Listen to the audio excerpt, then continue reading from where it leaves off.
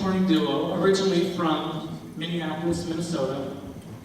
They have been traveling through the Northeast. They were just in Atlanta, and we are the final stop on their tour.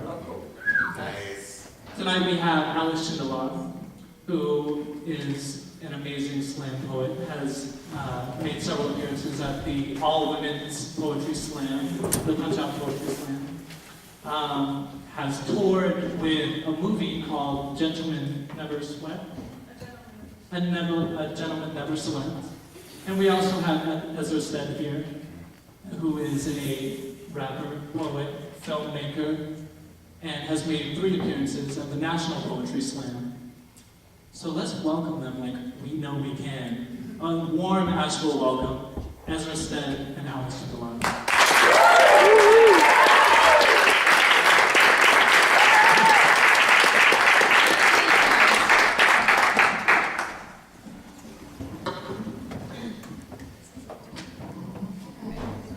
You'll be hearing from Ezra later, and I'm going to start out the night. I am Alice Shindelar. They're not the happiest couple. They steal kisses between 10-hour shifts, accidentally brush hands in grocery store aisles. Somehow, he always tickles her hips when her fingertips are too wrinkled from dishwater to sense his heat. She sleeps plank style. It's too hard to swallow the bushfire he ignites, so she exhales the tension between the pages of pillow talk novels that only a moment of stolen attention from his tumble-down body could release. She daydreamed she knew him when he climbed female bodies like jungle gyms, when the next stroke and the next toke were the only things worth living for. But I was there, when she divided each morsel of life between 4 children without a table crumb for herself. Her fitful eyes never let me forget that a mother's fading light is her daughter's richest nourishment. She once told me, on a balcony over Vancouver Bay, that she'd already found and let slip in a previous marriage what most of us spend our whole lives in search of. In a man that descended her body at the time. In a boy that gave her 4 children.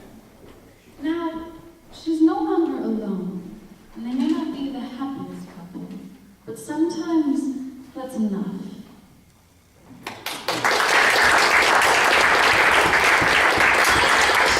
I'm from the Twin Cities here with Ezra Stead, and this is our last show on a 2-month-long tour, so...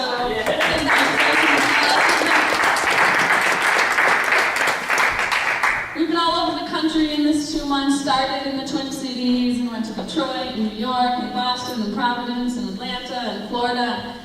Let me tell you guys, if you get the chance to travel like that, you should. On that note, we're unemployed or, self-employed, living off these shows, the proceeds from books and stuff like that.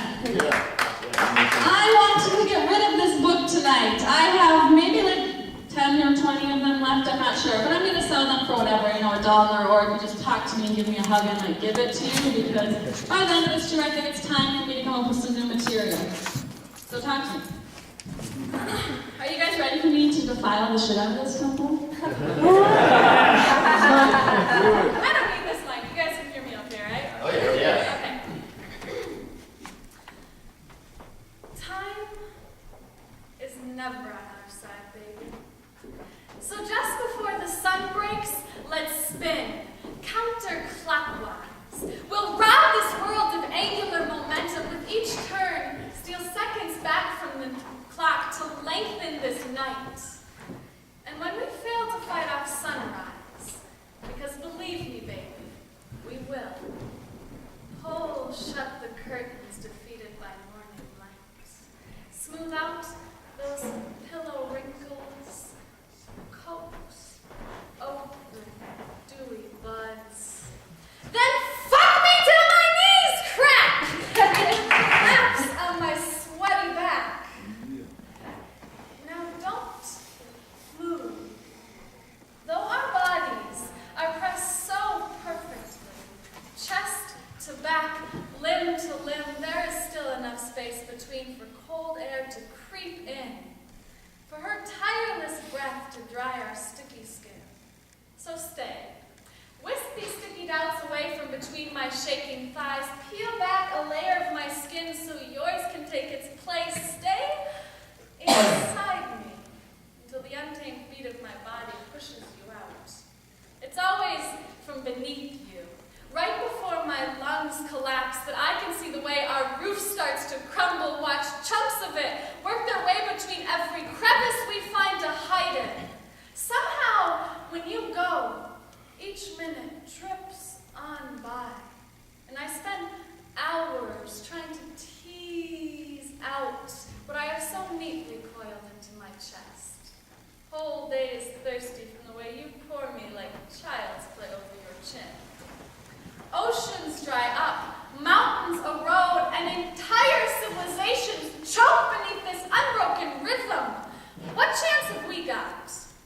So stay, only long enough for me to thank you for the way you dropped something just to trick me into picking it up. Thank you for the time you slipped on the ice outside my apartment so you could fall into my arms that much quicker. Thank you for how you let me warm my fingertips beneath your faucet, and for how you trusted me to turn the spigot before the pipes ran cold. The day I stopped trying to close this gap was the day my 5th grade science teacher sketched a universe for me. The day she taught me our electrons could attract each other forever, and still, all matter would be left with empty space between. I may never touch you, but it would not be a wasted life spent reaching. I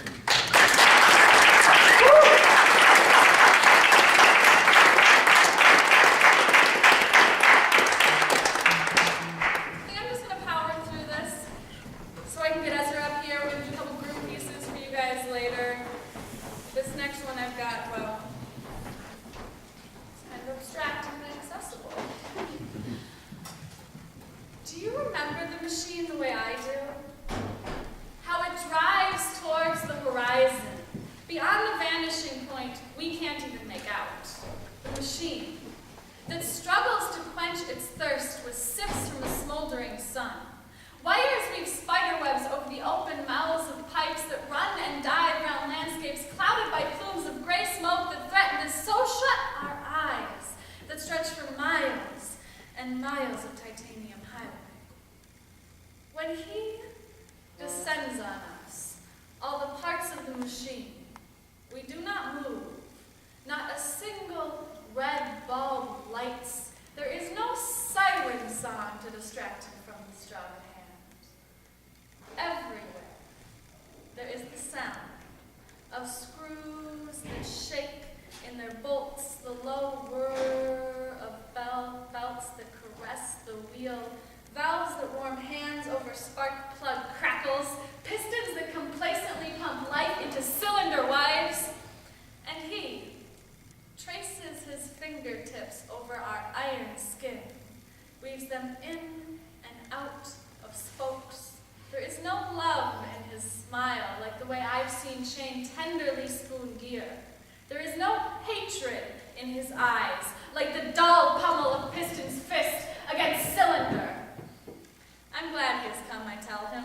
I've watched him forever as he sails his very small boat astern of mine. Not because I am the better sailor, but because I don't know how to describe the wind. I am no thief in clever disguise, just another component with no capacity for uprise. He laughs at me and begins to strip me of my plastic coating, peel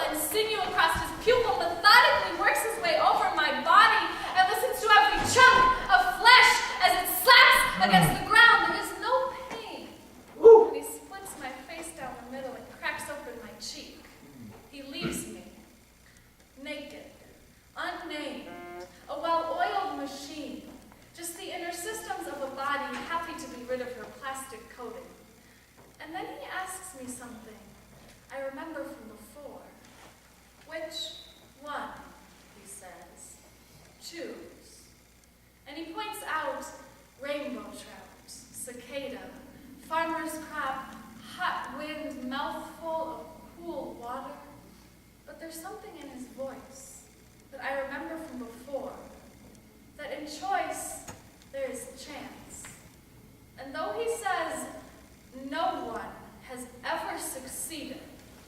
I take my chances and choose humor.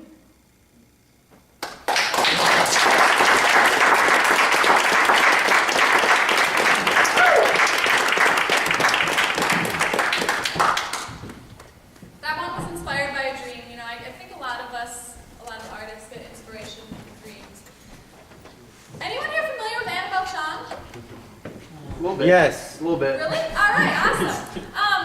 Annabelle Chong was a student at the University of Southern California in 1994. She was a gender studies student, and she was taking a psychology class, and she decided to do some field work in which she was going to become a porn star. Annabelle, and in her work as a porn star, she kind of discovered, well, I guess it wasn't much of a discovery, but experienced the fact that female sexuality is very poorly represented in porn. It's represented as, you know, being a submissive sexuality, that female porn stars never enjoy their jobs, obviously, right? It's only men who are lucky to be porn stars. And basically, Annabelle wanted to prove that a woman could be a stud, too. This poem is about her. If it intrigues you, I would check out Sex, the Annabelle Chong Story. It's a wonderful documentary. That's where I learned about her. In the temples of Aphrodite, priestesses would welcome pilgrims with open thighs. Each spring they dip their breasts in scented oils and spread their sacred ass cheeks over cool marble floors. They'd fuck whoever came knocking until the very walls exhaled their funk. But our world bows to pilgrims who take the offering and make no sacrifice in return. Annabelle, when it comes to women, I love the cherry troublemakers, the bombshells bursting at their seams. You had me from the moment you exposed yourself to the boys' debate team. You told them it is every woman's right to express, flaunt, or otherwise exploit her sexuality. And that may or may not be fucking 251 men in 10 hours on camera. After you finished your masterpiece, broke the world record gangbang by delivering 251 happy endings in the time it can take me to write a single page, well, baby, even the camera lens was steamed up. When you welcomed them with "bring it" in your eyes, and it hurt so good, dripping from your lips, your slick flesh reminded them of our first love, pleasure. But Annabelle, they don't dress their goddesses in sequin pleather, or airbrush styrofoam to raise temple walls. The altar they built for you was nothing but a stage prop. They may say you took it too literally when your mother told you to affect from within, to prove that it was your choice, that a woman could simply love to fuck. They may wonder if the seeds of your masterpiece were sown in the trash behind that dumpster. 6 different men you said they wouldn't stop. What they don't realize is that the seeds may have been spilt in waste, but you didn't allow violets to grow there just to watch them wilt. Warrior, you have never cowered. You have never been a victim. Your bravery is the purest kind. Blind. So priestess, don't let them catch your bouncy ball smile when they laugh. When they call you perverted, scoff at you for risking your life to disease, just remember they're jealous because you've lived. And as long as we can watch our children be cut down to defend the homeland, as long as we can let our lives go by punched away for the next dollar, as long as differences are grounds for murder, then sex, sure as hell, is good enough to die for. Come on, poet.